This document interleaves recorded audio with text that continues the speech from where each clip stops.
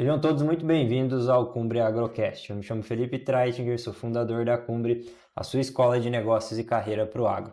Aqui, como vocês sabem, em todo episódio a gente vai trazer um grande especialista sobre o assunto tratado, para que esse conhecimento realmente faça diferença na tua vida e na tua carreira. De uma maneira prática e aplicável, essa é a forma de ensino que nós aqui na Cumbre acreditamos que gera maior valor para você, profissional do setor. A gente fala sobre vários temas: liderança, finanças, estratégia, gestão, habilidades comportamentais, habilidades hard skills também. E hoje nós vamos tratar sobre um tema bastante interessante, super quente. Eu falo que esse profissional está sendo mais valorizado do que antes no atual cenário do agro. A gente vai falar por que as empresas do agro quebram com um viés bastante financeiro, tá? Olhando para finanças, que na minha percepção é um dos grandes gaps dos gestores hoje em dia, dos líderes, dos empresários do setor. E para apresentar esse convidado que é especialista sobre o tema, eu tenho aqui minha colinha para não esquecer nada, tá? Ele é administrador com ênfase em finanças, atua no agronegócio há 22 anos, executivo de estratégia e finanças orientado para gestão de performance, planejamento estratégico, finanças corporativas, entregando valor ao acionista, na gestão da estrutura de capital, gerenciamento de riscos, M&As, análise de investimentos e operações financeiras estruturadas. Tem carreira internacional, desenvolvida em posições locais e globais. Atuou em empresas multinacionais como CFO na UPL, no grupo depois você me corrige aqui, Heuler, Roulier, CHS, que é uma trader, Patra Investimentos, Cropcare, o ISA, que é uma empresa de cana-de-açúcar, e a Agrivale, uma empresa de biológicos. Ele é graduado pela Universidade Federal do Rio Grande do Sul, possui mestrado profissional em finanças corporativas pela Universidade de Rennes, na França, e possui uma extensão de formação de líderes em finanças por Stanford. Atualmente é conselheiro, consultor e investidor em negócios ligados ao agronegócio. Seja muito bem-vindo ao nosso podcast, André Hubert, ao nosso bate-papo. Obrigado pela tua presença, tá? Eu que agradeço. O assunto é bastante interessante e muito mais atual impossível. Perfeito. E André Hubert, corrigindo. Vamos lá. Exatamente. André, para a gente começar aqui, tá? Eu comentei que você passou por várias empresas, né? Vários setores subsetores dentro do agro, né? Então você tem uma experiência vasta na cadeia do agronegócio, desde a cana, biológico, multinacional de defensivos, enfim, fundos de investimento. Para a gente começar aqui, quais foram os maiores aprendizados de cada passagem dessa e o que você pode trazer para a gente para irmos aquecendo aqui sobre o assunto? Pensando em finanças, claro. Vamos lá. Uma coisa muito bacana no agro, né? A gente olha o quanto o agro é interligado, não só localmente, mas globalmente, né? Então eu falo que são poucos setores que a gente fala que é um setor muito antigo da economia. A gente fala que a gente faz isso há 10 mil anos.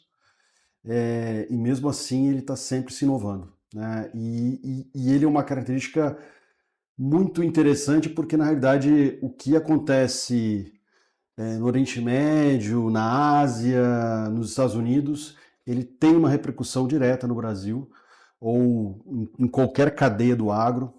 E isso, na realidade, ele é muito interessante, muito importante. Por isso também que eu falo que finanças é um negócio, para um executivo financeiro, o agro eu brinco, é um grande playground, né? Para a gente aproveitar o, a, essa oportunidade, na realidade, de ser um ambiente tão global. E aí, a partir dali, a gente fala que uma coisa muito legal que eu vi nesses vários negócios dentro do agro, né? A gente vê o quanto me ajudou, na realidade, a ver a cadeia de valor, entender, né, no complexo soja, aonde realmente quem cria valor e quem sabe capturar valor. Né? Isso é um ponto que, para mim, eu sempre olho como muito interessante. Na realidade, me ajudou muito a entender quais são os principais drivers do agro como um todo. Né? Por que que isso acontece de uma forma, não acontece de outra, e como, na realidade, isso pode me ajudar a traçar estratégias eu estando em algum momento dentro dessa cadeia, como de que forma isso vai impactar o negócio e de que forma a gente pode, de alguma forma, mitigar ou responder de uma forma bastante assertiva e capturar valor, né? Não só criar valor, Perfeito. mas capturar valor. Muito bom. E agora vamos para o tema, né? Tema quente, né? Por que que as empresas quebram? Essa primeira pergunta a gente está vivendo um momento bastante delicado no agro nos últimos 2 anos. Margens apertadas, limitação de crédito, juros altos, a gente nem sabe até onde vai esses juros, né? O que que o empresário, o líder hoje, ele precisa cuidar para manter o seu negócio viável, né? Para que o pior não aconteça. E a gente poderia até segmentar essa pergunta olhando primeiro para um viés que você já trabalhou ali do fundo das revendas, vamos dizer assim, e depois um viés da indústria, né? O que que é mais preocupante ou que cuidados esse líder, né, esse diretor da multi precisa ter e esse empresário, dono de negócio de revenda precisa cuidar nesse momento. Bom, vamos lá. Acho que um dos pontos principais do processo é entender, primeira coisa, né? O agro é uma indústria de ciclos, Uhum. tá? Então, eu sempre falo isso que vai existir sempre picos e vales. Nós estamos num momento de um vale, está passando por um momento difícil. Na grande parte das commodities, né, ou na grande parte dos negócios, realmente a gente está num momento de dificuldade. Então eu sempre falo o seguinte, olha, a melhor forma de evitar e estar preparado, e aí não é agora que tem que fazer isso, mas a gente sabe que agora está num momento difícil, daqui a pouquinho vai estar num momento bom, e a gente conseguir de alguma forma gerenciar bem esse ciclo. Tá? Então tem que se preparar, não é agora que a gente tem que se preparar ao longo do tempo, é ter uma agenda positiva para que quando esses ciclos acontecerem a gente extrair o melhor possível. Mas quando a gente olha hoje, né, eu sempre cito alguns pontos que são importantes. Quando eu olho para a indústria, né, para mim, sem dúvida nenhuma, e a gente vai falar muito sobre isso, eu sempre vou acabar repetindo, e algumas vezes você até é repetitivo, que é a gestão do capital de giro, né, isso é fundamental. Crédito e gestão de estoque são muito importantes no negócio. Eu acho que ali foram os grandes, para mim, hoje as duas áreas, na realidade, que estão mais machucando as companhias, né? Tanto do ponto de vista de todas as disrupturas de estoques que aconteceram nos últimos anos e repercutindo agora no crédito, né? Houve uma abundância de crédito, teve gente que soube usar de forma muito inteligente, teve pessoas que não souberam usar. Então aqui eu entro sempre num ponto importante, que é o capital de giro. Outro ponto é a estrutura de custos, né? E a gente fala que, pô, então eu vou reduzir custo. Eu acho que aqui a gente tem que também ser muito assertivo, né? O que que a gente precisa manter e o que que a gente precisa tirar, tá? O que a gente não pode fazer é jogar o bebê junto com a água, Sim. né? Então, aqui a gente tem que olhar o que que é, como eu falei, o agro é ciclo. Então, eu não posso jogar o bebê agora ou jogar estruturas nos quais eu preciso delas logo depois. Então, eu preciso fazer essa gestão de forma muito inteligente, tá? Sem dúvida nenhuma, cortar custo, Uhum. cortar despesa, mas cuidando para não jogar o bebê, jogar o bebê junto com a água, tá? E outro ponto que eu gosto de falar da indústria, a gente fala muito mais em colaboração tecnológica e colaboração comercial, tá? Isso reduz custo de alguma forma, tá? Acelera a inovação, e isso é uma coisa que eu valorizo muito. No geral, a indústria tem um pouco essa característica de ter o meu produto, eu desenvolvi essa tecnologia, eu quero ter a patente daquele produto. Eu vejo que a colaboração tecnológica, e inclusive colaboração comercial, né, a gente criar inteligências nos quais eu consigo de alguma forma capturar mais valor ou estar muito mais próximo do cliente, eu acho que aqui a gente fala muito em colaboração e ser realmente quase uma. A gente tem uma estrutura de realmente de parceria e talvez até de um partnership nesse processo, tá? Então, isso para mim eu acho que é um momento importante para fazer isso, tá? Principalmente em momentos que você diz, olha, eu vou quebrar paradigma, Uhum. tá? Eu acho que esse é um ponto importante. Agora falar um pouquinho de revenda. Revenda talvez é um dos setores que está mais sofrendo hoje Sim. dentro desse setor, dentro desse momento. Vou repetir um pouco, estrutura de custo eu acho que é Para todo fundamental. mundo. Eu acho que as revendas nos últimos tempos elas cresceram em estrutura de forma muito pesada. Em alguns momentos olharam um pouco como uma indústria, né? E ali realmente ajustes, os ajustes já estão acontecendo, né? E eu acho que não terminou aqui, vai continuar tendo, tá? Então acho que aqui é um ponto importante. Eu vou falar um pouquinho de estrutura de capital, né? A revenda durante os últimos anos, trabalhou muito com endividamento, cresceu muito a alavancagem delas, e aqui é um momento de se pensar muito no que eu acho que agora é o momento dos empresários, em algum momento, pensar, bom, a revenda me deu muito dinheiro nos últimos anos, talvez agora seja o momento de ter que aportar capital. Tá? E isso é uma... A questão é eles terem esse recurso, né? Se eles não comprar, se Exatamente. ele não está imobilizado em algum patrimônio, você tem liquidez desse dinheiro que você tirou dos últimos anos ou não, né? Tá na fazenda, tá no apartamento, tá no quê, né? Isso, sem dúvida nenhuma. Esse é o grande desafio, mas em algum momento vai precisar passar por isso, Sim. tá? É um momento de chamada de capital, né? E vai precisar passar, tá? E não tem jeito.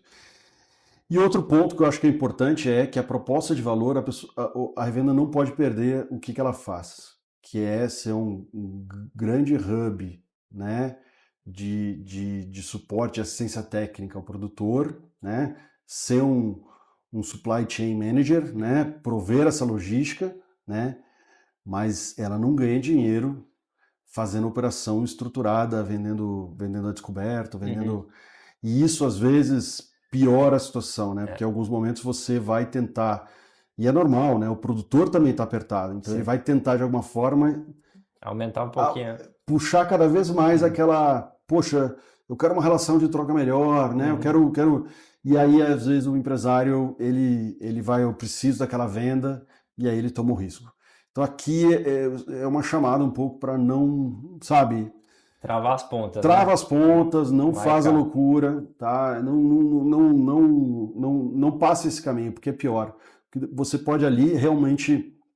Hoje você tem uma companhia que está em dificuldades, você está sofrendo pelo momento, mas ali você pode passar uma linha que depois é difícil voltar sem passar por um processo que ninguém quer. E hoje o mercado como todo está sofrendo essa avalanche de RJ que a gente está vendo aí no setor. Tá? E você acha que um dos grandes motivos dessas empresas passarem por esses desafios é realmente não fazer a gestão do risco, do hedge da compra e da venda do que ele negociou ali, pensando nas revendas, né? Pensando, né, nessa transação, é muito disso, você ficar exposto em aberto ali em alguma coisa que você já negociou com o produtor e você não travou outra ponta. Eu acho que é uma mistura de várias coisas. Isso, Certo. sem dúvida nenhuma, foi É um um dos fator, é um fatores. dos fatores. Acredito que o setor se profissionalizou. Se eu olhar assim, eu brinco que eu vi muitos problemas de revenda, não agora nesse momento agora. A gente, lá para 2012 até 2015, tá? A gente teve algumas revendas que estouraram e se a gente olhar, talvez 70% dos motivos era a gestão de commodity, né? Hoje eu vejo muito menos. Né? Estoque, talvez, fluxo de caixa. Exatamente. Um sobreinvestimento, talvez uma falta de gestão desse ciclo, né, das expectativas. Então, se misturou muito os problemas. Né? Então, mas sem dúvida nenhuma é uma coisa que tem que se olhar, tem que se cuidar, porque ao mesmo tempo é atrativo em alguns momentos. Né? Existem algumas estruturas que se oferecem que, na realidade, bom, vou dar um jeito, né? Ou eu vou empurrar o problema para depois. Geralmente não termina bem, tá? Geralmente não termina bem. Normalmente no meio do caminho A coisa as coisas, o mercado vai complica. jogar contra você, tá? E você não controla, né? E você não Você controla. é um peixinho desse tamanho dentro de um oceano de peixe grande. Você não faz preço. Não faz preço. Não, Pronto, trabalha com commodity, então aceita que o mercado é assim, né? exatamente. Muito bem. E tem muita relação a próxima pergunta, André, com estruturação de dívida, né? Hoje, pensando no empresário que tem ali uma dívida pós-fixada a médio e longo prazo dentro do agro, o que você recomenda para esse empresário fazer e quais são as ferramentas, né, de estruturação de dívida que ele pode abrir, que ele pode usar, né, dentro de uma situação dessa? O que você poderia trazer ali para... Bom, eu gosto de colocar assim, eu sempre falo que a dívida mais cara que você tem é o dinheiro que você não tem, tá? Esse é fato, né? Então, e hoje tem muita gente que não tem o dinheiro, não tem o crédito. Então, eu sempre digo o seguinte, temos que trabalhar com aquilo que a gente tem, né? E se eu falo, se o empresário, né, ele tem já esse recurso, agradeça, Uhum. tá? O que eu sempre digo é o seguinte, trabalhe internamente, olhe para dentro de casa, né? Faça valer cada real que você está investindo, de que forma eu posso conseguir mais, né? Para mim a solução vem disso, né? A Perfeito. gente vê hoje a curva de juros, porque vamos lá, a gente é brasileiro Uhum. e, né, a gente acredita que esse país vai, quando a gente olha a curva de juros, a gente acredita que uma hora ela vai voltar Sim, a níveis é o que esperamos. sustentáveis, né? Hoje, no momento que a gente está aí com o nível de custo de dinheiro hoje, não é sustentável, Uhum. né? Mas não é sustentável para o agro, não é sustentável para Para vários outros. para vários outros setores. Então, o que eu vejo e o que está sofrendo hoje é o curto prazo. Se você olhar a curva de juros, Uhum. ela está mais alta no curto e depois ela dá uma embarrigada. Certo. A ideia no futuro é que esse processo ele caia Uhum. de forma mais acentuada no futuro. Isso vai depender o quê? Isso vai depender muito dos agentes, governo, sociedade, enfim. Mas a ideia não é falar sobre isso, mas é falar um pouco do momento atual.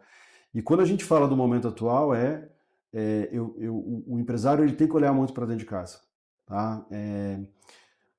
E aí eu falo no geral no agro, a gente vê muito às vezes essa coisa normal de que e a gente vê muito como CFO, Uhum.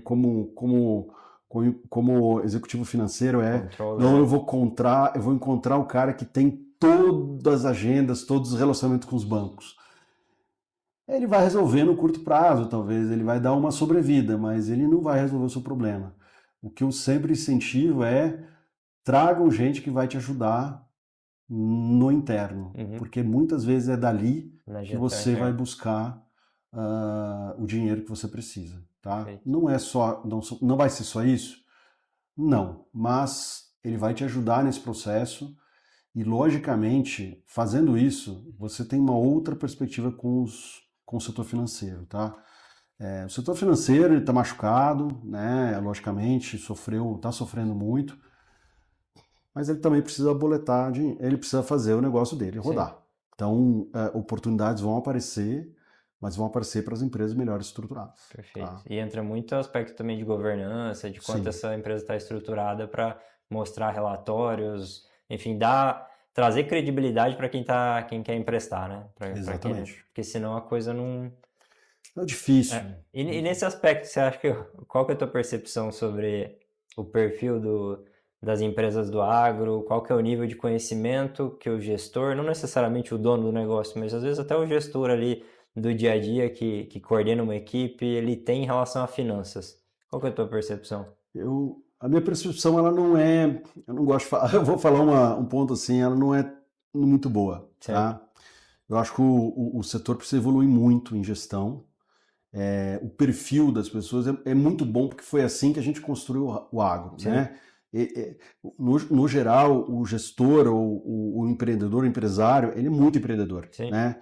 Com um viés muito técnico, né? eu É o concordo, cara do campo que né? entende, às vezes a pessoa entende muito sobre como produzir melhor a soja, o produto, mas falta aquele conceito um pouco mais abrangente de gestão. E aqui não é um ponto assim, poxa, então o cara não está preparado. Eu faço um desafio, né, Uhum, a todo empresário do agro. Traga um bom executivo financeiro para trabalhar junto, sim, né? Se você não tem esses skills, não é problema, uhum, né? O problema é você criar uma estrutura dentro da empresa que permite, na realidade, você complementar, muitas vezes, os seus gaps. gaps. Exatamente. Então, eu sempre digo assim,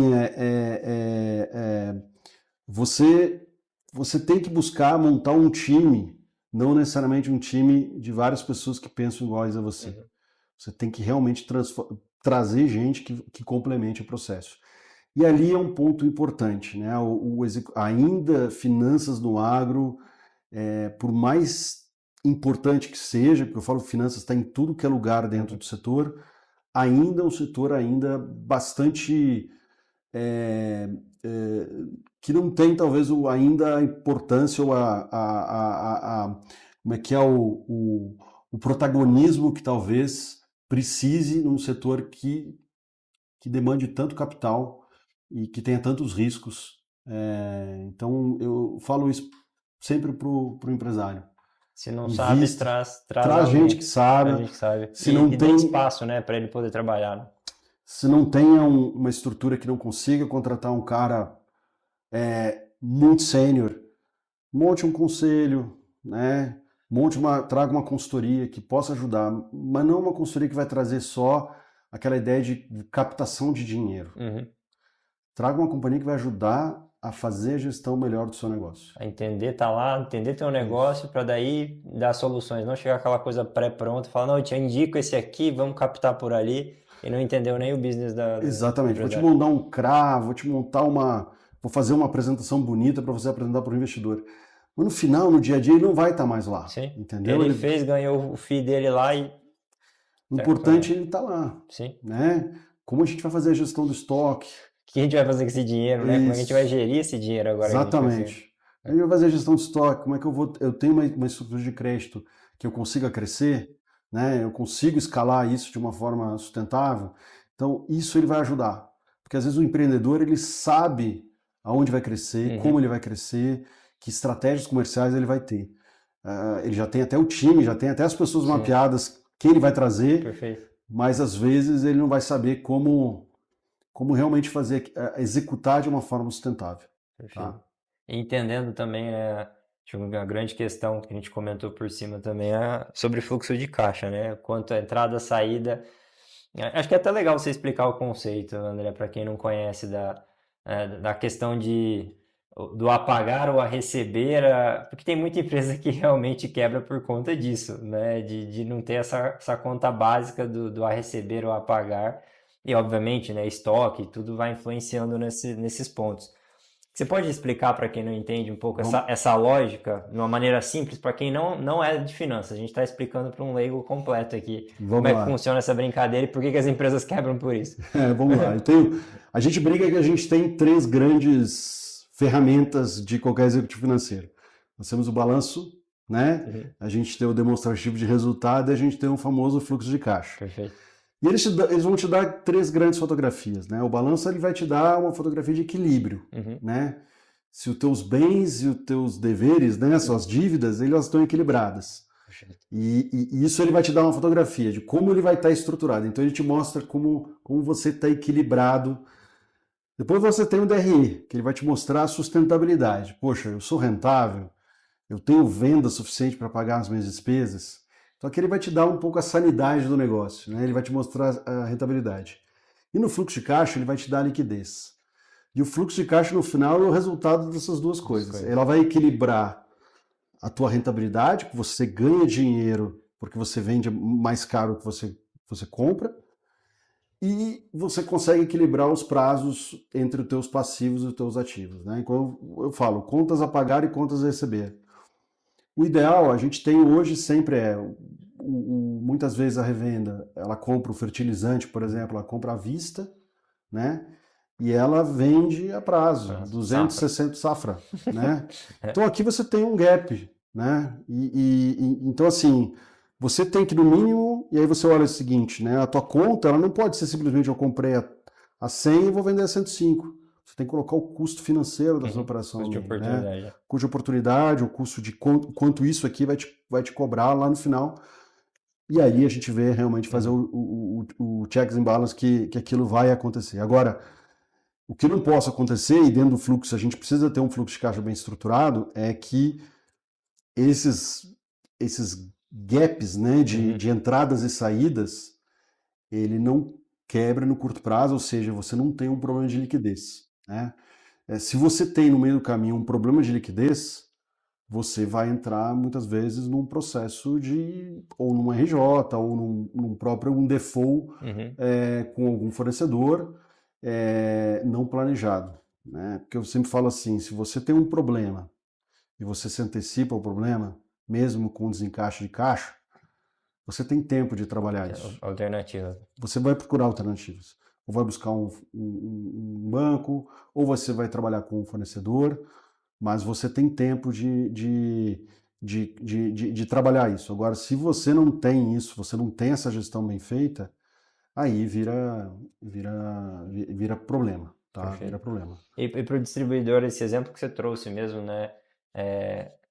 E o mercado é assim, né? Você vai pagar o fertilizante à vista e vai receber em 260 dias, né? Esse descasamento, você tem que sustentar a sua operação, seus custos fixos ao longo de 260 dias. Então, você não vai deixar de pagar teu colaborador, a tua estrutura física, o teu pneu de caminhonete, enfim, visita, óleo diesel.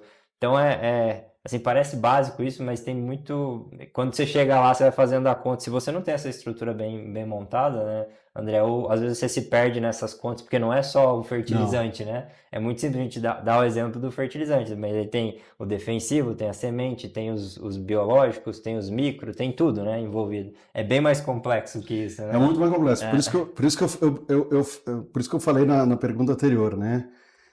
Às vezes ele sabe muito bem para que vai vender, quanto sim. vai vender, ele já está pensando até na próxima ação com aquele Uhum. cliente e tem a vida dele durante esse período aí, né? E às vezes ele falou assim, e não é um problema, se o empreendedor ele tem dificuldade de fazer esse trabalho, Chama traga alguém gente, que sabe. traga gente que saiba fazer.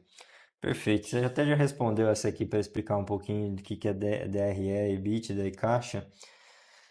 Muito bem. Vamos para a próxima aqui.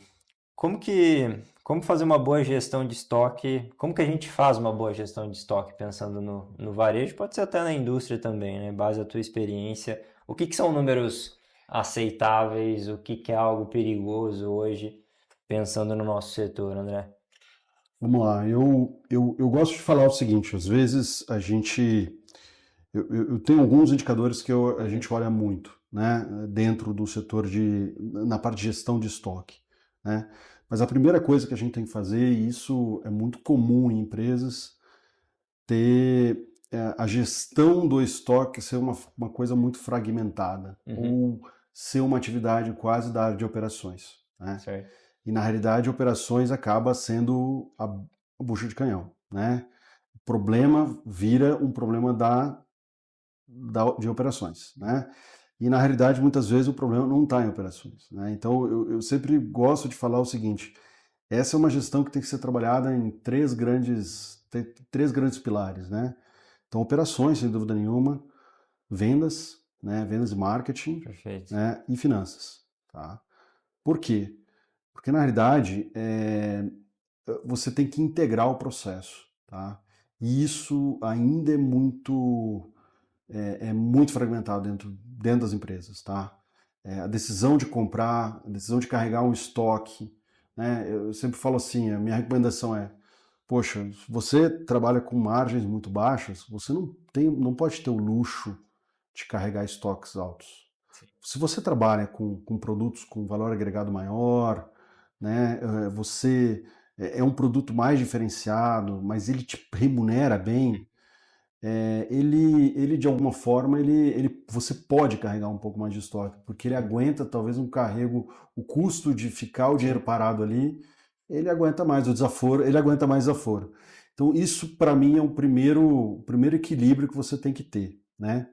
Junto a isso, você tem que ter alguns elementos de controle sobre isso, né? Uhum. Um deles eu gosto de falar do giro lento, tá? Que é o Como é que é? famoso slow moving.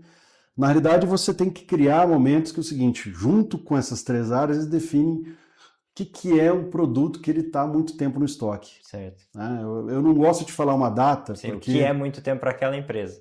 ou por um determinado produto, Entendi. né? Vou pegar um exemplo clássico, um defensivo, necessariamente um tempo de um ano não é muita coisa, talvez, né? Do ponto de vista de contas a pagar, talvez sim. Sim, né? Mas, do ponto de vista de validade e gestão do estoque, talvez não. Uhum. Mas um biológico, por exemplo, Shelf life baixíssimo. shelf life baixo, você tem que trabalhar dessa forma. Uhum. E eu sempre digo assim, o giro lento, ele vai bater aonde, né, a hora que você começa a provisionar, né, você dizer, olha, já passou o tempo aqui, e você começa a bater no DRE da regional Uhum. ou de operações, cria, sem dúvida nenhuma, um processo de, opa, tem que mexer o doce, tá? Tem que começar realmente a trabalhar sobre isso, tá? Outro ponto aqui, eu acabei falando também, é a questão da ruptura do estoque, né? A gente não pode trabalhar com produtos de baixa margem com produtos com alto estoque, Uhum. né? Então a Nossa, gente tem que cuidar muito bem do dinheiro. conta não Então fecha. a conta não vai fechar, Uhum. né? Outro ponto é validade de produto, né, que tem a ver com o giro lento, mas também a gente tem que olhar isso. Eu já vi muita empresa com problema de quando se deu conta, uma parte do estoque já tinha expirado validade. Caramba. E É aí dinheiro é queimado. dinheiro queimado, você jogou dinheiro pela janela, tá? E isso parece que é loucura, mas é muito comum, acontece Sim. muito, tá? Fica lá num canto esquecido. 200 litrinhos, você vai fazer a conta disso aí, virou custo, queimou tua Isso, margem de produto, exatamente. de final ali. E aqui eu também cito um ponto aí muito mais para processo de revenda, é ter um relacionamento saudável com o fornecedor. Uhum. Quando eu falo saudável, é não necessariamente ser parceiro em alguns momentos. Eu acho Uhum. que em alguns momentos é muito difícil essa relação, às vezes, Campanha que aparece, não sei o quê, campanha, o rebate pra você rebate. bater o seu 100% falta só, mas é complicado. Eu preciso. É aquela pergunta clássica, às vezes, que a indústria. Eu preciso fechar o quarto, meu amigo, me ajuda.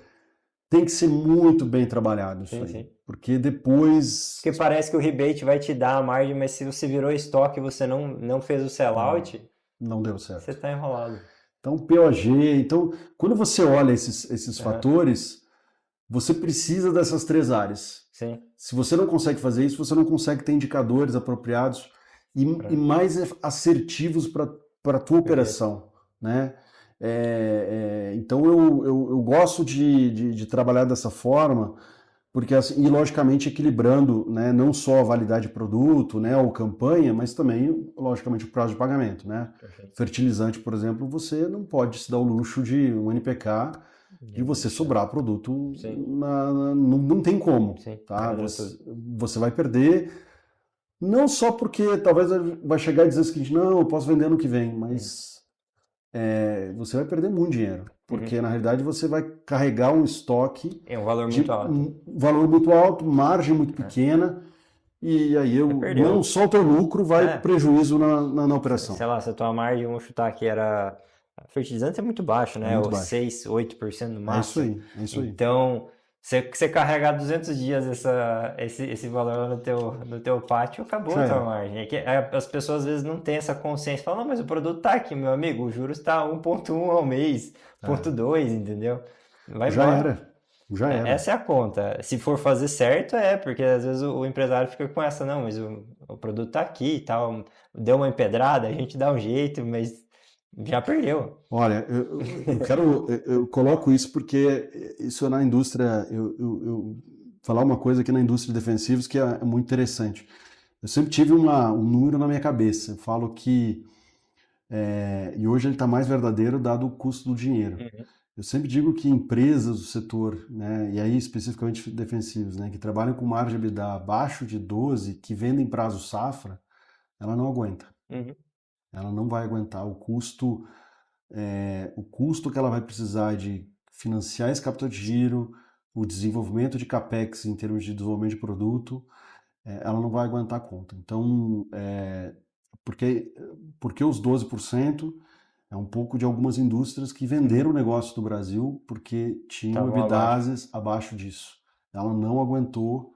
É porque, é, de novo, os juros é muito volátil, né? Não é igual, sei lá, Estados Unidos, que você consegue ter uma previsibilidade maior, talvez, né, de médio e longo prazo.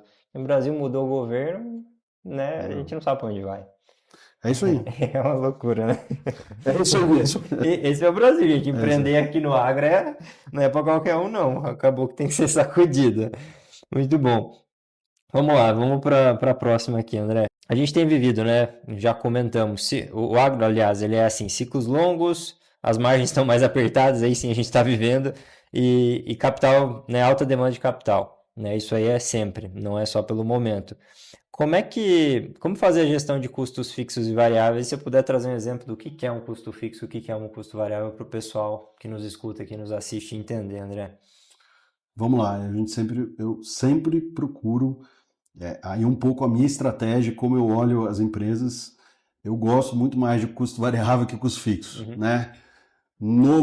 No crescimento, né, sem dúvida nenhuma, quando as empresas crescem, o custo fixo, você tem uma diluição de custo ao longo do tempo, uhum, mas o custo variável ele te dá uma flexibilidade melhor na gestão, nos resultados da companhia.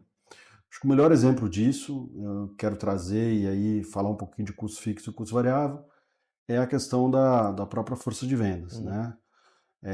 Durante muitos anos, a gente acabou trazendo muito para a CLT o custo fixo, né? Então você tem lá salário, todas as despesas ligadas à pessoa, tem um bônus, então você tem uma estrutura mais ou menos parametrizada e comprometida ao longo do ano. Custo variável, ele vai te permitir dar essa flexibilidade, né? Por isso também hoje já depois da lei trabalhista, das novas leis trabalhistas, a gente viu muitas empresas, inclusive multinacionais, já migrando Perfeito. para o modelo de PJ. Por quê? Porque ela permite, em momentos muito bons, né, um fator de retenção, porque na realidade geralmente ele vai ganhar bem, tá? E no momentos mais difíceis, né, normalmente se existe uma queda de vendas, você necessariamente esse custo vai ser, vamos lá, vai ser menos doloroso Sim, para a companhia, se reduziu. você reduz, porque ele acompanha em termos de percentual mais ou menos o seu faturamento, tá? Então isso te dá uma flexibilidade maior. Logicamente, aqui é sempre uma discussão de o que é Uhum. melhor, né? Sim, Poxa, eu vou ter nesses momentos o meu PJ ele vai ganhar menos e com isso vou ter um problema de retenção. Sim, mas eu acho que o maior dor hoje do agro em termos de retenção é quando o mercado está na alta, né? uhum. E quando está na alta, o PJ ele é muito mais interessante porque você consegue, de certa forma, mexer com o custo variável, né? Ele acompanha esse crescimento de receita e com isso você tem uma flexibilidade maior na gestão de custo, tá? Perfeito. Eu tento colocar isso porque eu acho que é bastante interessante, é um exemplo que Sim, todo mundo usa, didático, né? didático. É isso. E não, eu também acredito bastante nisso, né? Principalmente a equipe de vendas aqui. Nós na empresa também temos isso, então é aquela coisa, se a gente fatura bem, todo mundo entrega resultados, você tem uma porcentagem de variável que pela empresa estar indo bem. Se ela cair um pouquinho em vendas, a gente vai ter o ajuste, vai ter aquele custo fixo base. Eu estou sempre cuidando disso, sabe? Para não ter um custo fixo muito grande, porque, de novo, a gente precisa estar sempre saudável, né? Com caixa saudável para poder crescer, não precisar de investimentos, no nosso caso, né? Esse tipo, né, não faz parte da nossa estratégia. Um outro exemplo, Aham, um exemplo um pouco diferente, mas sim. também dentro dessa linha.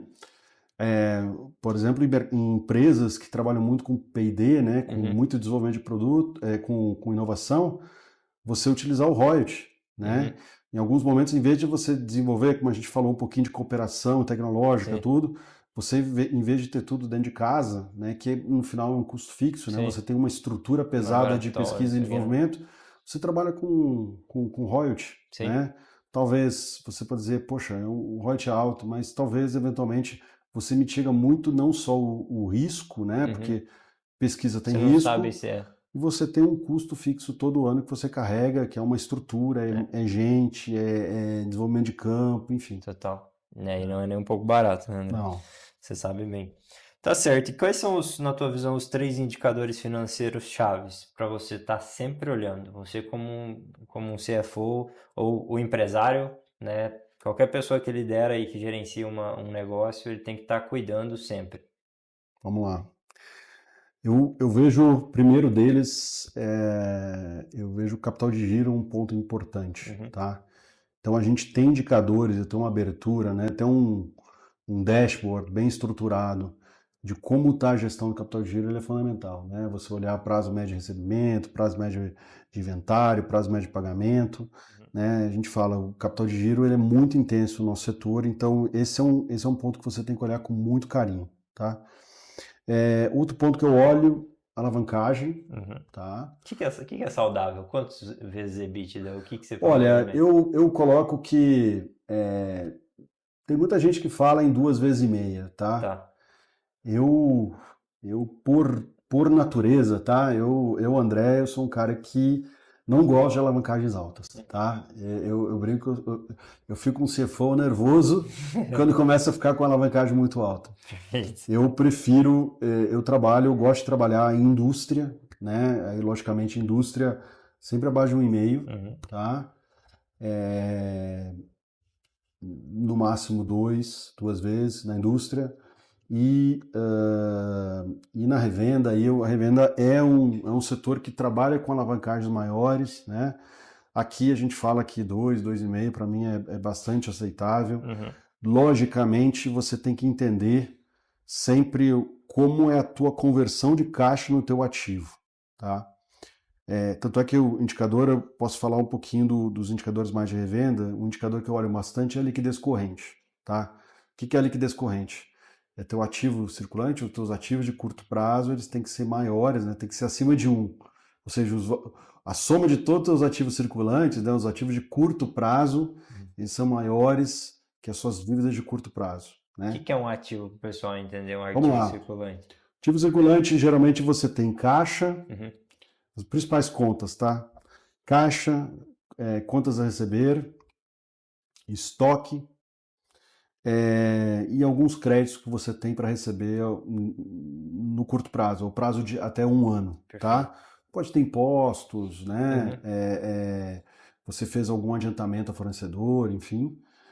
Do outro lado, que são os ativos, são os passivos de curto prazo, são os fornecedores que vencem em menos de 1 ano, são os seus credores bancários, né, que vencem em menos de 1 ano, e algumas dívidas de curto prazo que você tem, eventualmente salários a pagar, comissões a pagar, enfim.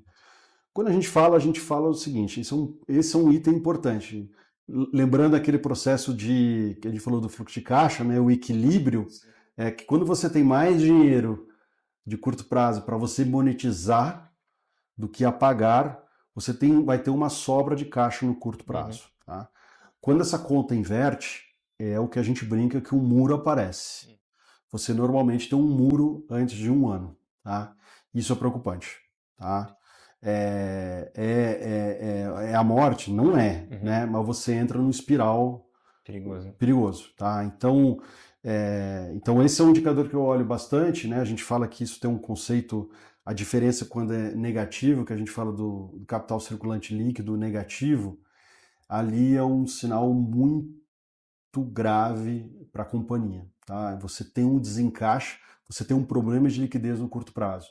Então, a tua massa de manobra, né, o teu espaço de manobra, ele é muito menor. Tá? Então, aqui eu sempre falo que, então, quando você olha os teus ativos, você tem que ter certeza que aqueles ativos viram caixa. Tá? Então, por isso é importante o capital de giro. Ali você está grande parte do capital de giro. Se você tem um contas a receber com problema, ou se você tem um estoque que não está bem estruturado, você não sabe realmente se tem produto vencido ou não, se o estoque é bom ou não, você não vai te dar clareza Perfeito. que, na realidade, os teus recebimentos de curto prazo, né, o teu capital de curto Vão prazo, ele é cobrir o passivo. suficiente para cumprir as tuas obrigações de curto prazo. Uhum. Tá? Então, esse é um fator importante. Gosto de falar de lucro antes dos impostos, tá? Eu não gosto de falar de... O EBITDA é um ponto importante, tá? O EBITDA é uma métrica sempre válida. Eu olho bastante, em todas as empresas eu vou falar bastante de EBITDA, mas o lucro antes de impostos ele é um fator, ele é um item importante. E outro que eu gosto de olhar é o fluxo de caixa livre, tá? Que é o que sobra. Eu brinco que o fluxo de caixa livre é a conta do bodegueiro, tá? Como é que é? É a conta do bodegueiro. É o que você... É o teu lucro mais as tuas variações que são das tuas contas patrimoniais, então variação do teu capital de giro, o quanto você está investindo no período e o que sobra dessa brincadeira, para você distribuir, o quanto você serve a dívida, né? E a partir dali você vai distribuir conforme os três principais itens, né? Os principais captadores daquele dinheiro que sobra, que é o acionista, que é o governo, e que é o credor bancário, né? Se eu tenho sobra capital, eu consigo remunerar o meu investidor, né? Consigo pagar o governo, que é o primeiro, O né? governo é o primeiro, depois é o credor, depois é você, né? Você Exatamente. sempre tá por último ali, Sempre né? tá por último. Então, assim, Mas você consegue equilibrar e vai dizer, bom, é, eu consigo desalavancar a companhia, eu consigo pagar a sim. dívida, diminuir a dívida? Bom ponto. Por exemplo, num período de grande investimento, é muito provável, inclusive, que o teu fluxo de caixa seja de negativo. Uhum, Então, com isso, você precisa, na realidade, ou você aporta capital ou você uhum. toma mais dinheiro no mercado. Ou você tem uma margem de quem fez o trabalho bem feito 2, 3 anos atrás e deixou um caixa Isso. saudável na empresa para Exatamente. aguentar o rojão agora. Exatamente. É isso aí. Não Uhum. tem. Eu sempre falo assim, o fluxo de caixa livre é um indicador que as pessoas não olham muito pouco, Uhum. tá? E para mim ele é uma conta simples, tá? Eu falo Uhum. que é a conta do bodegueiro, tá? Isso não foi eu que falei, mas foi um professor meu na faculdade Uhum. e eu levo isso para minha vida porque no final ele tem uma simplicidade muito grande, mas que ajuda muito a gente fazer e ver realmente o seguinte, cara, a gente está hoje como? Nós Uhum. estamos abaixo d'água, nós estamos acima d'água, quanto acima d'água ou a gente está na linha d'água, né? A gente tem quantos minutos de oxigênio, né? Tem uns que estão assim já, né? Exatamente.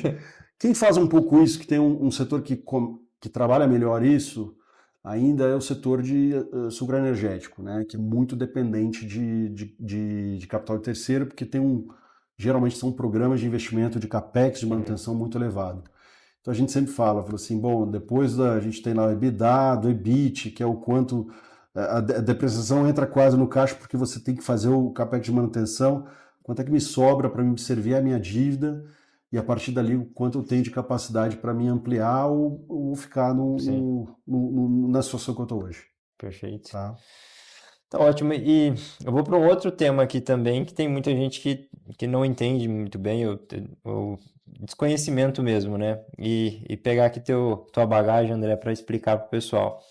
O que é margem de contribuição e como é que a gente pode ser mais assertivo na alocação e foco em portfólio que a gente vende para o produtor pensando nesse conceito? Margem de contribuição do produto ali em específico, né? Do SKU, enfim, Sim. como queira chamar. Margem de contribuição talvez é um dos indicadores mais importantes para o dia a dia do negócio, tá? O que é a margem de contribuição? É faturamento líquido menos os custos variáveis, né? Ele vai te dar um direcionamento muito importante em vários pontos na tua gestão do teu dia a dia, né? Primeiro, você vai formar preço muitas vezes baseado nisso, Uhum, tá? Em várias indústrias você precisa disso. Tem indústrias que geralmente é preço dado a mercado, e aí não uhum, tem jeito, é commodity, certo. mas quando você trabalha em algumas indústrias, formação de preço está muito baseado, né, em margem de contribuição, né? Você consegue a partir dali também regular um pouquinho mais a remuneração da força de vendas, né? Produtos com margem de contribuição maior, geralmente Você consegue um a gente variável. exatamente a gente consegue calibrar melhor isso. Ele te permite, na realidade, você identificar o teu ponto de equilíbrio dentro da companhia, quanto na realidade você precisa no mínimo para pagar os teus custos fixos, né? A tua equipe de administração, o teu back office. Então, para isso, ele vai te ajudar muito, né? E ele vai te ajudar muito no direcionamento do mix de venda, né? Isso é fundamental, porque no final você está olhando, né? Como eu comentei agora há pouco, você tem que usar melhor a cada real que você está investindo, quanto de retorno você consegue. Então, no final, o mix de venda ele é importante, né? Eu vou priorizar produtos que têm mais margem e normalmente os produtos de mais baixa margem você tem que sempre discutir por que ele está lá, né? Porque ele é importante, porque ele faz parte do pacote, beleza, mas você tem que Isso. maximizar esse uso. É. Tá? Eu acho que tem um ponto que você trouxe também em relação a isso, que é nem sempre se eu vendo mais, eu lucro mais, né? Eu tenho mais, na linha final eu tenho mais dinheiro, mais recurso mesmo, né? Que é achar esse ponto ótimo da venda ali, do volume em relação a preço, né? Você pode Sim, explicar isso um pouco pro pessoal? vamos lá. Eu acho que eu, Porque tem muita empresa que quebra crescendo, né? sim, Vendendo. Aí o pessoal chega lá e fala assim pro diretor comercial, não, a gente precisa vender mais, porque a gente está num caminho. Às vezes, se ele estiver vendendo mais, ele vai quebrar mais rápido. E isso é contraintuitivo para as pessoas. Então, se a gente conseguir explicar esse conceito, para quem está nos assistindo, nos ouvindo aqui, talvez entenda, se eu vender mais em uma situação, eu posso quebrar a empresa mais rápido, né? Sem dúvida. É, é louco, É louco, mas acontece seguido. acontece com frequência. Com frequência. Na realidade, tem um fator importante nessa conta que nunca ninguém olha, que é o custo do dinheiro, né? Então, se você, na realidade, está vendendo com uma margem de contribuição até positiva, levemente positiva, aí você diz, poxa, estou diluindo o custo, Sim. né? Mas se aquele número ele não é suficiente para pagar o teu custo de capital, você está indo para o buraco, Sim. tá? E hoje, Brasil, a 1,2%, 1,3%, talvez, não é difícil acontecer. Então, você tem que cuidar muito disso, tá? Então, de novo, conhecer mais, entrar para dentro do seu negócio e entender mais como você ganha dinheiro. E não é simplesmente que eu estou vendendo a 100 e o meu produto custa 80, eu estou ganhando 20, na realidade o 20 eu tenho que saber assim, quanto é que realmente eu estou ganhando, tá? Em todas as linhas. Por isso que eu falei que eu olho o indicador que é lucro antes dos impostos, entendeu? Por quê? Porque se eu paro no EBITDA, eu esqueço da minha estrutura de capital, o quanto de dívida eu estou carregando, né? E quanto a minha taxa efetiva de imposto também, né? Então, assim, eu preciso olhar isso de uma forma muito inteligente, porque senão eu não sei quanto eu vou realmente, no final das contas, se aquele 20 ele é suficiente ou não para pagar minhas contas, para cobrir tudo. E isso, infelizmente, é muito comum, ainda mais num setor que, por exemplo, se você tem o meu ciclo, né, de caixa, né, que é o período que eu tenho de quanto eu preciso financiar das minhas vendas, quanto eu preciso de tempo para afinar meus estoques e quanto de prazo eu tenho nos meus fornecedores, né? Se a gente olhar no agro, numa indústria, por exemplo, pode variar em torno de 120 a 180 dias, né? Então esse aí é o teu rombo que você precisa financiar de alguma forma esse dinheiro você precisa ter, né? E aí você tem que encontrar o equilíbrio, quanto é de terceiro e quanto é próprio, né? Mas você precisa saber efetivamente como vai gerenciar esse processo e quanto vai remunerar isso, porque senão você e se você diz eu vou crescer, você vai precisar do equivalente. Se eu vou crescer 30%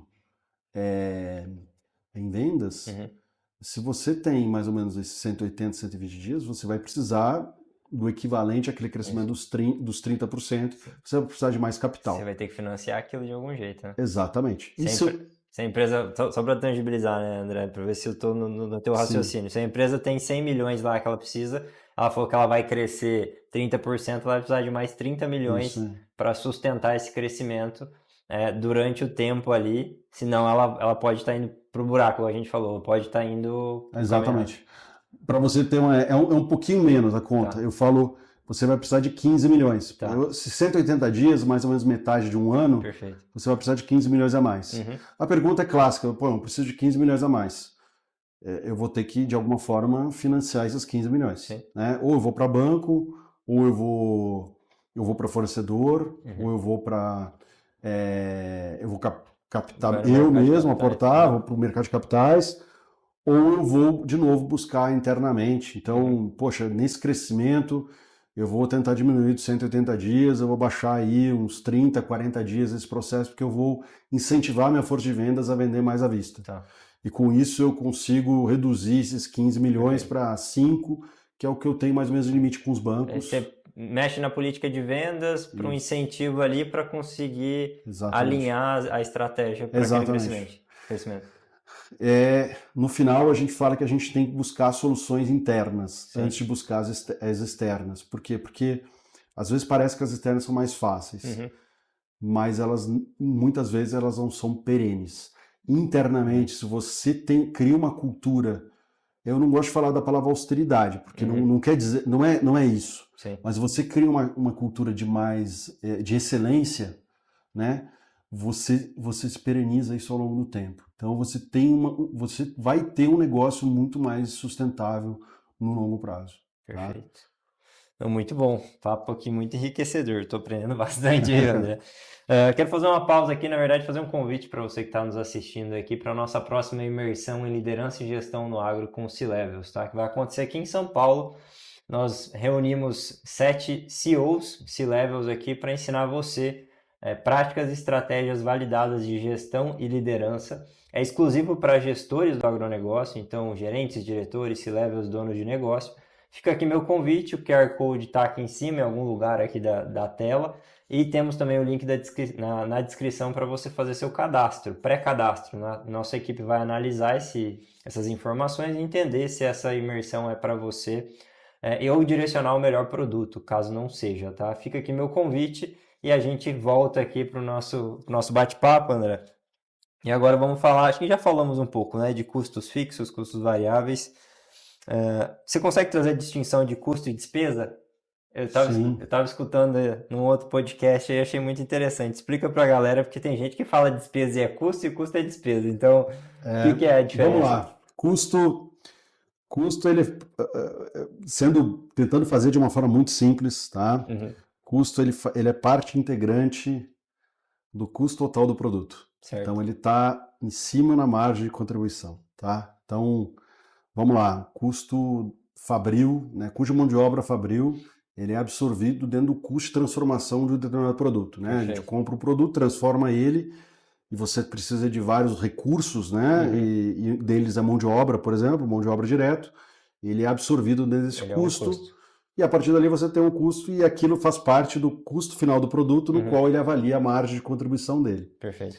A despesa, geralmente é a despesa fixa que está lá no teu, quando você olha o teu DRE, então você tem a margem de contribuição, embaixo você vai ter as despesas gerais e despesas administrativas, né? Que daí engloba desde o back-office, RH, todos os departamentos. Exatamente, comercial, algumas coisas, o aluguel do escritório, do espaço. Então, tudo que é ligado que não seja necessariamente para transformação daquele produto. Tá? Essa é a distinção. Essa é a distinção. A clareza do termo, muito bom. Muito bem, acho que a gente falou de vários tópicos aqui. Essa aqui, na verdade, acho que já passamos por isso, né? Mas se quiser complementar mais alguma coisa, André, por que a maioria das empresas quebram no agro nessa visão? O tema do nosso podcast, vai. Exatamente. Por que elas quebram? Eu vou colocar, acho que, só reforçando, acho que o ponto é gestão do ciclo do agro, isso é fundamental. Vai ter sempre picos e vales, isso é certeza, pessoal. Tá? Então, não tem jeito. Então, assim, a gente precisa ter isso na cabeça para a gente se perenizar.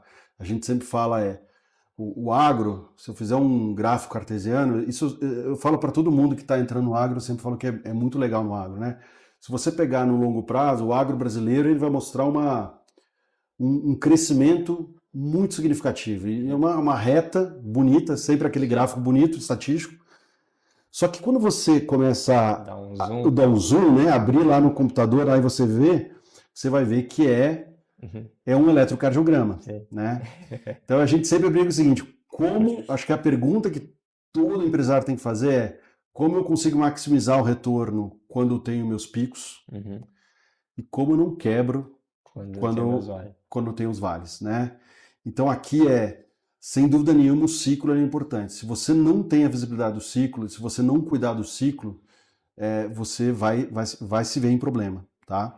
E aí outro problema, e geralmente essa gestão má do ciclo, ele geralmente está sempre relacionado a uma coisa, que é a alavancagem, tá? Que é endividamento. A gente precisa, o endividamento não é um problema no setor, o endividamento faz parte do setor, porque é um setor que a gente trabalha com ativo biológico, né? Então tem um período natural da planta se desenvolver, enfim, ou do ciclo da pecuária, do animal crescer. Então é natural isso que a gente precisa do dinheiro, né?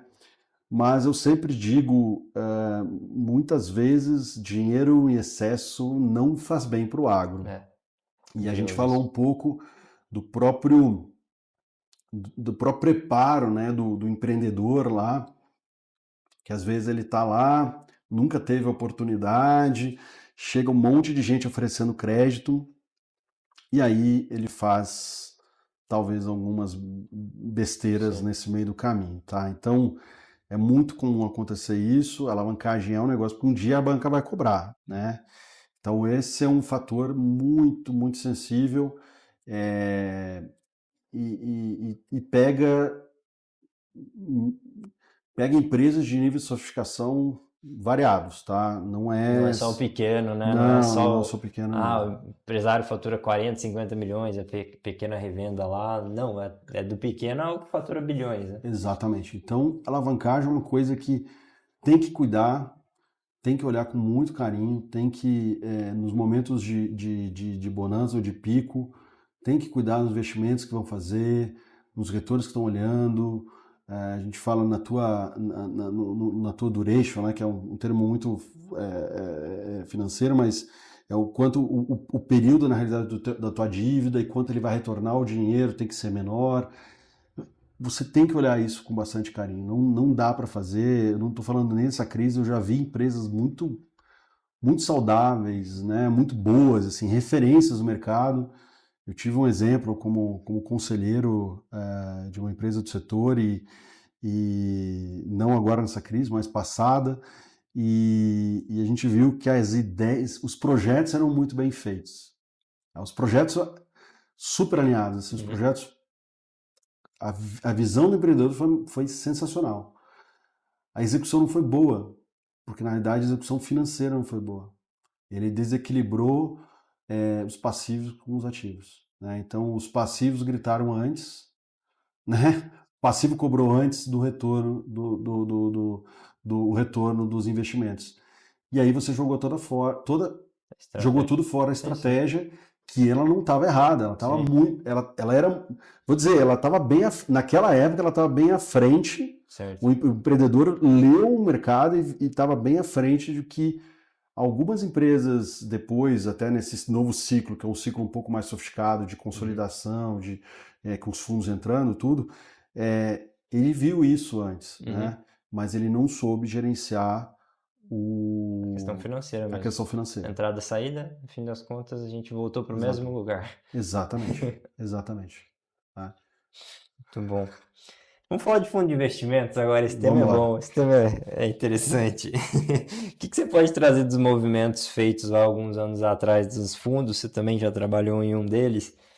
E quais são os aprendizados? Eu não gosto de falar de erro e acerto, mas o que a gente pode aprender e levar disso para a nossa vida, né? Pensando que somos, né? Pensando que a gente está falando com empreendedores, com empresários mesmo, com gestores do setor, em relação ao que aconteceu, né? O que tem acontecido hoje, né? Com esses grandes fundos.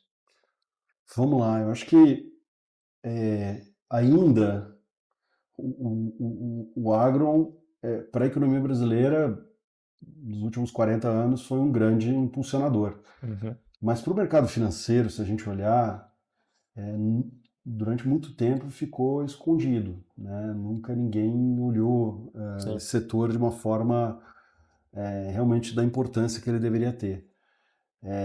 Por todas as questões de ciclo, do Não passado, entendimento no também, né? entendimento, né? Tu tem um ativo biológico no É. meio, tem clima, enfim. Aquela coisa, como é que eu vou emprestar dinheiro mesmo? Se eu empresto aqui, eu sei que vai sair a bolachinha para a indústria de bolacha. Ali eu empresto, eu não sei se ele vai colher mesmo, né? Aquela Sim, coisa.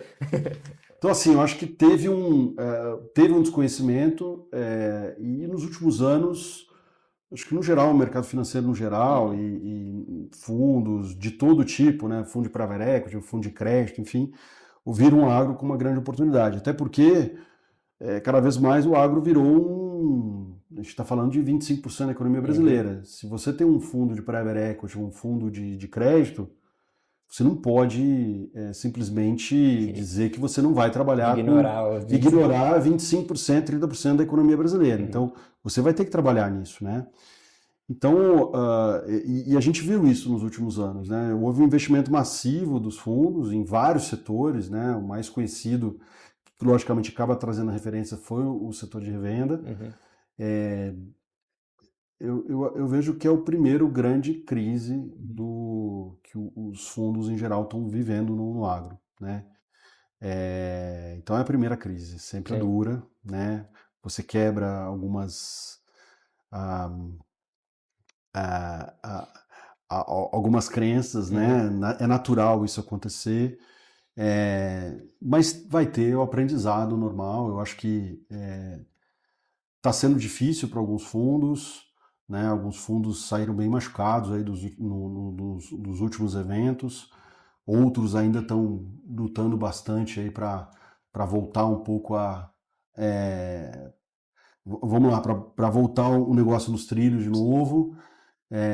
Mas a minha visão é de que o setor financeiro veio para ficar no agro. Isso para mim, para mim não tem mais volta, tá?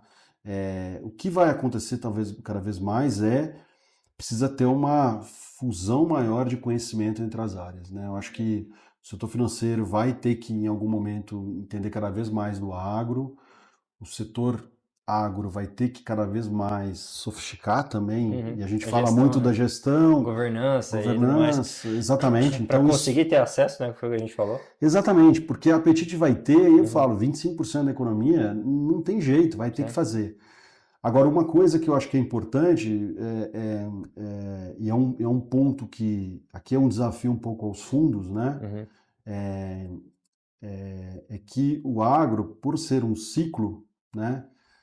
A entrada e a saída tem que ser muito bem estruturada, né? Sim. E isso machuca, né? E em alguns momentos a gente fala, poxa, eu preciso sair porque eu preciso entregar o dinheiro para o investidor e não é um momento bom para fazer isso. Se você comprou vamos pensar em ciclos de 5 a 7 anos, você comprou no pico e sua tese é de 6, 7 anos, você vai pegar o fundo ali, o vale, você vai querer liquidar a posição no pior cenário possível para o fundo e ninguém vai entender, né? Porque como assim, né, que você está fazendo isso aí?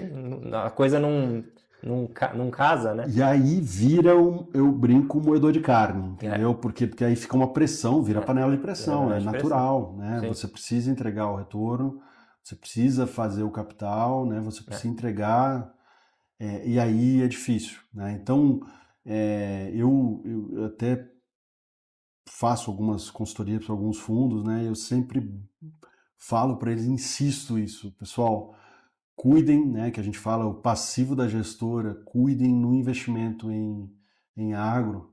Vocês não podem trazer um investimento muito, um prazo no qual o agro não vai te entregar. Sim. Você vai precisar acertar o olho da mosca. E isso você pode acertar. Recentemente teve um deal maravilhoso, né? Mas não pode ser referência, né? E você não pode ficar à mercê disso, né? Você tem que ter uma visão de longo prazo. Então, esse é um cuidado que eu sempre falo para os fundos. Eu acho que eles vão aprender mais nesse processo todo. Para mim é muito bem-vindo, eu acho muito importante. Eu sou um grande entusiasta disso, porque isso também é uma oportunidade para o empresário, né, você também fazer um pouco mais uma arbitragem de dinheiro, né? Porque antes, muitas vezes, o empreendedor ele só tinha o estratégico, que era multinacional, Sim. E agora você tem opções, né? Você consegue ter opções. Então, isso é muito importante, é muito saudável para o setor. Mas, sem dúvida, essa gestão precisa ser melhorada, né? Do ponto de vista de que os resultados, muitas vezes, precisam ser melhor equilibrados, tá? Perfeito. E a consolidação vai continuar, na tua visão? De outra forma, mas vai. Vai continuar. Mas de forma diferente, talvez, tá? Eu acho que, vamos lá, a gente teve um processo natural que houve fundos que entraram, houve multis que entraram, né? A gente fala muito sempre nos fundos, mas tem várias que entraram. Era um momento, e aí falando um pouquinho mais da tese de revenda, né? Mas assim, teve no momento também muita disponibilidade de M&A, tá? Porque também isso é difícil, né, pessoal? A gente fala, puxar um M&A de um cara do agro, um cara desconfiado e coisa, não é simples, né? Você trazer um cara para dentro e falar assim, pô, eu quero comprar a tua empresa, mas e eu quero que você continue a empresa. Então, muitas vezes não é um processo fácil, né? Mas nessa tese, digamos assim, você viu muita gente, muito empresário, então via muita disponibilidade de deals, né? Tinha, logicamente, um desenho claro sobre o mercado, e aí a gente olha um pouco mais o mercado americano, né? Que é um mercado bastante consolidado. Sim. a gente via, não, isso aqui vai acontecer no Brasil, Copy-paste, né? Foi o que eles copy-paste, imaginaram, né? exatamente, copy-paste, vou ter um nível de verticalização não tão alto, né, mas vou trabalhar... Vou ganhar volume pela Exatamente. consolidação. Vou ter uma abrangência nacional e Uhum. assim vai. Enfim, aqui eu vou dizer assim, a ideia como um todo, eu falo, vai acontecer, houve problemas no meio do caminho, que vão ser lições aprendidas, Sim. também se despontaram modelos interessantes. E tem gente que, por exemplo, não está na mesa, ninguém fala, né? Eu sempre falo, para mim, o modelo cooperativa, até porque eu tenho trabalhado na CHS, aqui no Brasil é uma trade, mas lá fora é uma cooperativa. Não É a sabia, não. maior cooperativa dos Estados Unidos. Que Né? legal. Uhum. Que é um negócio gigantesco. Os Estados Unidos ela é talvez maior que Dreyfus e Bunge, né? Talvez só seja menor que Cargill e ADM. É a força do cooperativismo e a força de uma verticalização parruda nesse processo. Eu brinco que eles têm uma inércia de resultado interessante, tá? Quase eu falo assim, é um pouco o que a gente fala lá, as brincadeiras do Wake, né? Que poxa, eu criei um negócio à prova de burro, né? Sim. Então, se a gente olha esses negócios, né? Lá eles quase montaram um negócio que, de alguma parte daquele retorno, é meio por inércia. Por quê? Porque tem uma estrutura de cooperados embaixo. Acho que as cooperativas do Brasil vão crescer bastante. Acho que tem um grande potencial nesse sentido. Acredito nisso. Eu acredito em revendas regionais que vão crescer nesse processo como um todo. Eu acredito numa verticalização maior, tá? Em alguns modelos que cresceram, mas eu acredito também num rebalanceamento, no crescimento por M&A e um crescimento orgânico. Tá? Eu acho que isso vai acontecer. Nós temos aí um exemplo, né, que tem uma empresa que cresceu bastante nos últimos anos, olhando verticalização, ou seja, olhando a indústria, né, se transformando de uma revenda para uma indústria, sem fazer M&A. Né? Não fez M&A. As próprias cooperativas vêm crescendo nos últimos anos. Ela captou no mercado de capitais, pegou o dinheiro, falou, vou fazer por conta e tá indo. Tá indo. Muito bem. Então, assim, eu acho que não existe uma forma perfeita nisso. Sim. Vai haver, mas eu acho que vai ser um pouco diferente do que aconteceu nos últimos anos. E eu acho que também a gente tem que aprender. Eu não vou mentir, eu acreditava muito que a gente iria para muito mais rápido para um mercado americano. Talvez a gente não vai ser isso. Eu acho que as regionalidades brasileiras são muito fortes. Mas eu acho que a gente vai encontrar o seu caminho, o seu modelo estrutural, mas para mim isso não foi perdido, tá? Eu acho que isso é o ponto. E as próprias empresas que estão aí nesse processo, tem algumas que vão ter dificuldade e outras que vão passar. Sim. Vai doer um pouco, mas vai aguentar, vai continuar. Muito bom. Deixa eu puxar uma última aqui, André. Me conta um pouquinho do teu momento atual, o que você está fazendo, o pessoal conhecer aí também, teu trabalho. Não precisa falar nomes, né? Mas o que você tem feito, conselhos, como é que você tem ajudado as empresas aí, até para o pessoal entender o que você está fazendo agora e talvez te contactar aí no LinkedIn, enfim, buscar a tua ajuda. Então, eu tô hoje, né? Eu sou conselheiro, eu falo que é muito bacana esse conselho, porque eu sou conselheiro, sou presidente do conselho de uma empresa de grãos no Mato Grosso, faz grãos e fibra, né? Faz algodão também. É uma empresa que planta mais ou menos em torno de 25 mil hectares. E lá eu falo que é muito legal, porque eu que trabalhei muitos anos na indústria, né? A gente fala assim, poxa, a gente paga milhões de reais para fazer muita pesquisa de mercado, para entender a dor do produtor. Então é muito legal isso. Eu falei, estou vivendo a dor do produtor, né?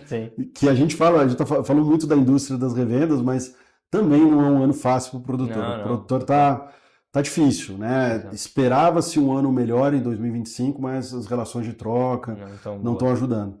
Junto a isso também estou fazendo conselho também de uma empresa de café, né? Alguns projetos aí ligados a alguns projetos de algumas famílias. Legal. O café tá bombando, hein, gente? O café tá bombando. 2.500, quanto que tá o saco, perdão? Olha, tá 2.000 padrão, mas Já tem oferta, É. café especial vai acima de 13.200. Imagina, né? É Nossa senhora, é dinheiro há esse. um ano, se a gente pegar um pouquinho tempo atrás, estava R$ 1.000, É. sabe? Né? Então, né, agora, ao mesmo tempo, a gente estava falando de gestão de capital de giro, Cuidar, né? a gente tem que cuidar, porque acabou de sair ontem, agora, recentemente, saiu uma RJ de uma empresa de café, né? Gestão de capital de giro, chamada de margem. Então eu estou fazendo isso, estou fazendo alguns projetos, tem alguns projetos meus aí, algumas ideias que eu estou desenvolvendo. Eu brinco, entrei num como é que é, criei um CNPJ agora recentemente. Ainda é um pouquinho, a gente logo vai tá mostrando. Legal. E eu estou fazendo consultoria, eu acho que estou fazendo agora um momento um pouco diferente. Passei grande parte da minha carreira trabalhando como executivo, né? E acho que é um desafio interessante de estar agora explorando um lado mais consultoria, fazendo alguns investimentos em uma e outra empresa, conselheiro. Então é um momento interessante, diferente, né? Eu acho que é um momento que eu tô me dando também para a gente poder fazer coisas novas. Legal. Então o meu momento é esse aí. Como é que o pessoal te acha, André? Eu acho que é legal fazer no LinkedIn. LinkedIn? Eu brinco que eu não tô. Até eu brinquei com o Felipe, eu vou atualizar melhor o meu LinkedIn, eu vou mostrar um monte de coisa que eu estou fazendo, mas acho que a melhor forma é o LinkedIn. Mandar mensagem lá, falar, queria conversar contigo, entender. Exatamente, André Alberti. Alberti, perfeito. Exatamente. E aí no LinkedIn a gente pode bater um papo, enfim, falar um pouquinho do momento. Tá ótimo, André. Vamos para a última etapa aqui, que é o bate-bola com o gestor, tá? Pinga-fogo com o gestor do agro, para a gente finalizar. Beleza. Basicamente, perguntas diretas, respostas sucintas, tá? Tá bom. Não precisa ser só uma palavra, não, mas uma coisa bem direta e pontual, tá? Para você, o que define um grande CFO? Bom, coisas meio... vou colocar aqui, tem que amar muito a profissão, tem que gostar de formar gente, porque não é uma área que precisa formar gente. E aí eu vou dizer um ponto importante, assim, né, que é um grande desafio para a gente, que é sempre complexo, a gente saber dizer não, né?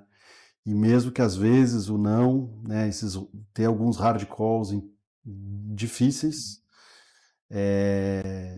mas isso é necessário dentro da nossa profissão. Então, se for bem estruturado, tem que ter isso e, logicamente, saber navegar bem nas dificuldades externas e como isso, de alguma forma, ele consegue, através de ações internamente,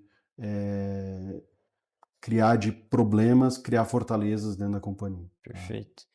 Uma equipe de crédito de alta performance é feita de? Vamos lá. Presença no campo, isso é importante. Papéis e responsabilidades bem definidos, tá? E eu falo isso porque política de crédito, ela é importante, eu vou falar um pouquinho da equipe, mas entre a área comercial e a área de crédito é importante saber bem as responsabilidades, né? E muito crédito e pouca cobrança, tá? Os problemas surgem na análise do crédito, não é na cobrança, porque depois da cobrança é outro bicho. Perfeito. Tá? Saber para quem você empresta. Exatamente. Estuda antes, pessoal. Não faça tipo assim, olha, vamos emprestar depois a gente resolve. Não vai resolver, tá? Vai dar problema. Para você o faturamento é? Para mim o faturamento ele é necessário em alguns momentos, mas muitas vezes ele é vaidade. Perfeito. E o caixa para você é? Para mim é rei. Isso aí é clichêzão, Exatamente. Rentabilidade é? Sanidade, responsabilidade e sustentabilidade. Sustentabilidade. Qual que foi o livro de maior impacto na tua carreira que você leu? Vamos lá, eu tenho dois aqui que para mim são livros importantes, tá? Um livro bem mais técnico de finanças, tá? O nome do livro não quer dizer que é por uma questão do nome, é Valuation, tá? Que é gerenciando e medindo o valor das companhias. Não necessariamente porque eu vou saber o valor da companhia, mas ali te dá muitas técnicas de como criar valor dentro de uma companhia, né? Então, da árvore de valor, enfim. É um livro que para mim me representou muito, eu aprendi isso na faculdade. Foi um professor meu que me deu, isso foi em 97, 98, e para mim foi hoje tá, sei lá quantas edições, é um livro da McKinsey, e um livro que para mim eu uso até hoje, tá? E aí tem um outro livro que eu sou fã de um escritor, que é um livro mais ligado à liderança, que é As Empresas Feitas para Vencer, que é a Jim Good to Collins. Great, que é o Jim Collins, Uhum. tá? Então, esse livro eu já li várias vezes e tem muitas coisas que eu vou dizer das minhas experiências, muitas coisas eu vejo no dia a dia das companhias, e ali é interessante porque esse livro não quer dizer que por que as empresas falham, Uhum. é porque que tem empresas que se sobressaem muito e as outras, elas não é que elas quebram Sim, ou sim. dê problema, mas elas ficam Mesmo. daquele momento. Sim. E tem empresas que sobressaem. Isso e eu vejo isso em alguns momentos nas interações. Isso é um livro que para mim eu já li várias vezes o livro. Perfeito. Muito bom, André. Quero te agradecer, viu? Obrigado pelo Eu que teu tempo agradeço. aqui, pelo bate-papo. Eu sempre aprendo, aprendi demais aqui sobre finanças para você. Realmente tinha umas perguntas aqui que são bastante pessoais. Eu acredito que o pessoal também vai fazer muito sentido. Obrigado, obrigado por estar aqui. Quero deixar aberto também, você deixar um recado final aí para o pessoal. Fica super à vontade. A câmera é sua, o podcast é seu. Eu falo, para mim é sempre um prazer falar de finanças, e finanças e agro são duas coisas que eu brinco que eu não venho de família, né? Diferente de muitas vezes, eu não venho de uma família de produtores. Eu falo, eu sou filho de um militar como professor de matemática, e acabei entrando no agro por dessas coisas da vida, por Uhum. oportunidade de emprego, na realidade, Sim. de trabalho, há 22, 23 anos atrás, e de lá eu nunca mais saí. Então, porque eu vejo que realmente finanças pode ajudar muito o setor, e um setor tão importante para a economia brasileira. Então, eu falo muito para o empreendedor, né, pro gestor, aprenda um pouco mais de finanças Uhum. e e vem que não é complicado, tem que desmistificar isso, mas e às vezes eu vou dizer assim, cara, eu não tenho tempo, não vou conseguir aprender. Traga gente, monte uma estrutura no qual realmente finanças seja uma parte importante do seu negócio. Tem muito valor, acredito muito nisso. Tá? Eu acho que um executivo financeiro pode ajudar muito uma companhia não só para evitar a quebra, tá? Mais importante, ajudar a De crescer, crescer e se evoluir. desenvolver. E gerar Exatamente. mais emprego e fazer a economia girar e tudo isso, né? E aí Pode falar, Verno. é Ah, a roda virtuosa que a gente sonha, todo mundo sonha e eu não tenho dúvida que a gente pode chegar lá tendo pessoas assim dentro da equipe. e no fim no fim é a atividade fim de toda a empresa gerar lucro, né? Exatamente. No final Então, é isso. e lucro, finanças, né? Conexão, gente. Então é isso. A gente É isso. precisa trazer gente se a gente não souber, ou ir atrás do conhecimento, ou buscar realmente pessoas que são capacitadas para dar suporte nesse aspecto, né, André? E espero vê-los sempre no MBA lá eu sou um dos professores que dou de aula de economia e economia e finanças. E a gente vai falar um pouquinho também, falamos um pouquinho de Perfeito. valuation, falamos um É isso pouquinho de aí. investimento, enfim. Aguardo todos lá Muito bom. ansiosamente. Perfeito, André. Agradecer você também pelo nosso bate-papo. Quem não nos segue ainda nas redes sociais, cumbre.agro no Instagram, cumbreagro no LinkedIn. A gente sempre posta coisas, conteúdos lá valiosos para você também. Gostou do episódio? Compartilha com o teu colega, pessoa de finanças, não finanças, todo mundo quer aprender um pouco mais sobre o assunto. Manda no grupo da empresa. Obrigado de novo por estar aqui até o final desse episódio. Um abraço e até o próximo episódio. Tchau!